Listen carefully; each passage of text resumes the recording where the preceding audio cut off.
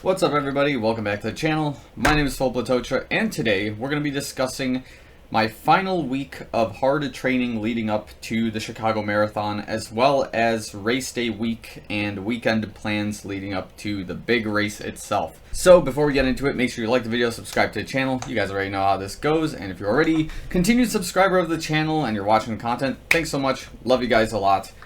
Without further ado, let's begin to talk about it. Okay, so last week when we were talking about the mileage and the training plan that I was going through, the initial plan was to run a 20-mile run basically last week, which was last Sunday. However, things got a little complicated, in a good way. Basically, the Berlin Marathon was live streaming at 2 a.m. in my local time, and because Kenenisa Bekele is literally my favorite runner to watch, out of like all of the Ethiopian and Kenyan runners in that like elite bracket, I had to stay up and watch it because, of course, there was talks that he was going to break the world record, and I think he missed it by like 4 or 5 minutes. It was a pretty rough day. So basically, Kenenisa Bekele had a rough day that day. Sam Long had a rough day in Chattanooga during his full Ironman, and I had a rough Sunday that day as well. And as you can tell by the screenshot, I missed my 20-mile week, and I ended up running just under 55 miles this particular week, which is okay. It's like not a big deal. However, there was redemption the following day. So Monday night, I finally ran my 20-miler. Everything went according to plan, and I have a 70-mile week at last. It's my peak training week, basically a week before the race. So now everything is going to begin tapering off from this point forward. So let's basically talk about the 20-miler and what I'm going to be expecting getting there. Alright, so here we go. I've got the activity loaded up. As you can tell, pretty hyped about how that went.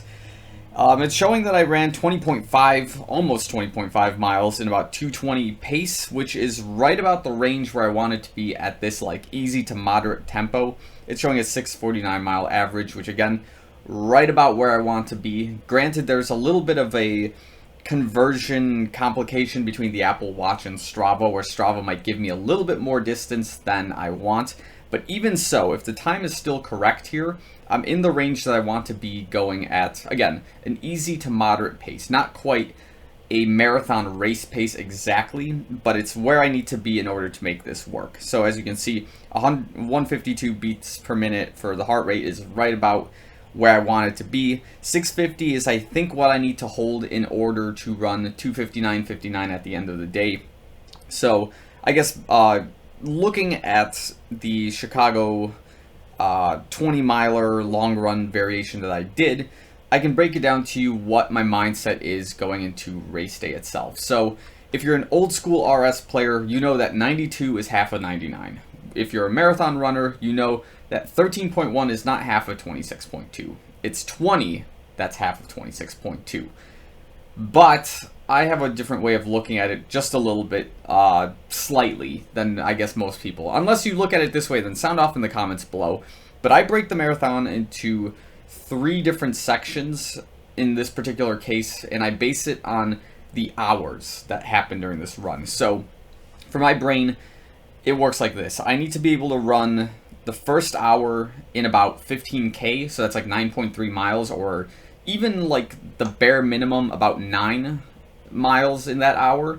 And if I can hit that range, we're in a good spot.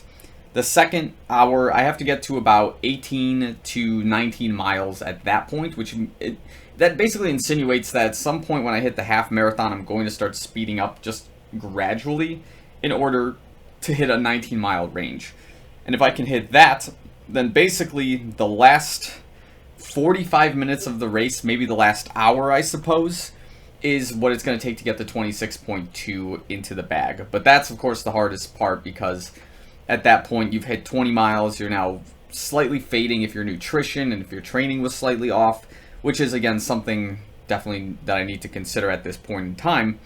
But again, it's one of these things where, as I'm thinking about it, like once I get to the 20-mile marker here, and if I'm holding a 650 pace, I'm like just barely holding on. I did create a large enough gap where the last 0.8 miles is like a buffer zone. So if things start going south, I have a 0.8 mile time bracket that I can use to kind of just like slow down a little bit in sections, maybe to get some nutrition, maybe just to go easy, just so the legs can have a chance to just minimally relax at these final points of the race. But all in all, the idea is to run about 9 miles per hour for each section in order to get 2:59.59. So with all things considered, it's looking good that 2:59.59 may get broken this weekend, but again, I'm remaining optimistic, but I am still pretty nervous about this overall. But I am happy that I managed to get the 20 miler done in basically, you know, the Alpha Flies, the black and green ones that I've been rocking for a little while. So there's going to be a 250 plus mile review on these real soon because they hit that point and I'm pretty excited to talk about them. And of course, as I've discussed before, the white, pink, and red Alpha Flies, which I call Whitefire on Strava, are going to be my race shoes on race day itself. So let's talk about race day weekend overall. It looks like I've seen some other like channels from Chicago athletes, some of which I can name, some, you know, you guys can probably guess. They have plans to like pick up packets on Fridays and then try to have some shakeout group runs on Saturday. I haven't decided if I wanted to do something like that. I don't know if I have a big enough following that's going to show up to the Chicago Marathon that would want to do that with me necessarily. But that being said, my plan is tentatively like this. Like, I'm going to pick up the packet sometime on Friday, preferably in the morning, try to take a half day at work, get it done in the morning, head back home and, you know, do some work just to wrap up the day. And then Saturday I will probably do a shakeout run. I haven't decided where or how far actually no, I have decided this. I just haven't decided if I'm going to have a group run with it necessarily, but the plan is going to be as usual. So I usually start off at the DePaul Lincoln Park campus, which is like my stomping grounds more or less, and I usually start off at the student center, and I think I'm going to start there at like 8:30, 9 a.m. in the morning. And then my plan tentatively is going to be to follow the blue markers on the Chicago Marathon course. So if you're not from the city, this is a good way to kind of understand the sections of the course. And I think what I'll do is about 3 to 4 miles of like following from mile marker 9 to maybe like 10, and then try to swing around through Lincoln Park Zoo to kind of show the section from miles 5 to about 6, and then kind of loop back into the DePaul campus. That's going to be my plan probably for Saturday morning, and then just chill out for the rest of the day, of course, because you don't really want to do much of anything else. You want to put yourself on a lockdown with all-you-can-eat Olive Garden for that entire day, basically. And Olive Garden has been definitely a trend that has worked historically for me, and I would totally 10 out of 10 do it again. No pizza, though. Pizza is kind of dangerous before a marathon. Not 100% sure why. For me, it just seems to be. It's an omen to have pizza before a race, but I digress. So that seems to be the plan as of right now. Again, I have the excitements and the jitters for this race, but I'm just trying to like contain it right now because this is a really crazy, exciting week for everyone because, of course, everyone has their own story. I'm sure there's like dozens of these vlogs that exist with people talking about their journeys to the marathon and how it's going to be life-changing. And like, I'm there too, so I don't want to, you know, throw that into your face as well. But yeah, I'm definitely stoked about it. If I do break the sub 3-hour marathon, it's going to be a big day for sure. I don't know how I'm going to feel afterwards, but I know that's a serious goal that's been on my list for a very long time. I know it's not going to be a Boston qualifier as of right now. I think the Boston qualifier is like a 245 or a 250 right now. It got moved up a lot. So I'm not going to be like it's going to be an all or nothing kind of moment. It's just like I know that 259.59 is a milestone to the Boston qualifier.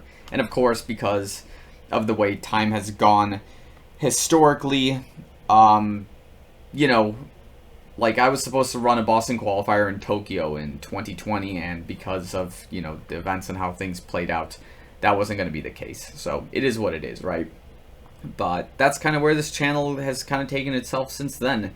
From going from a Tokyo Marathon training vlog into what it has become now. And it's a real exciting journey as of right now. And hopefully the 2:59.59 glass ceiling will be broken this Sunday. But yeah, if you do want to run a shakeout run with me on Saturday morning, reach out to me on Instagram. There's a link down below. You know, just send me a message, be like, hey, I'll be there, or can we meet somewhere else and kind of do the section of this course?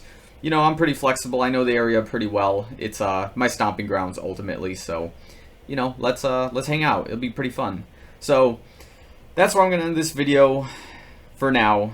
And I guess if there's any other updates with it, I'll bring it up as we go along. I think there's going to be a vlog probably of like picking up the packets and the actual shakeout run and everything leading up to the actual marathon. But as of right now, like if you haven't been following me on Strava, this is basically the update. It's like I'm hyped. It's going to be exciting and I'm pretty stoked. I just got to contain everything for now, recover as best as I can, and just have a good day overall. So hopefully you guys have a good day as well. Make sure to drink your water, not too much coffee, but do drink coffee, and yeah, be nice to everyone. That's kind of important too. It's really important actually. So yeah, I'm gonna end the video here. Thanks so much for watching. See you guys in the next one.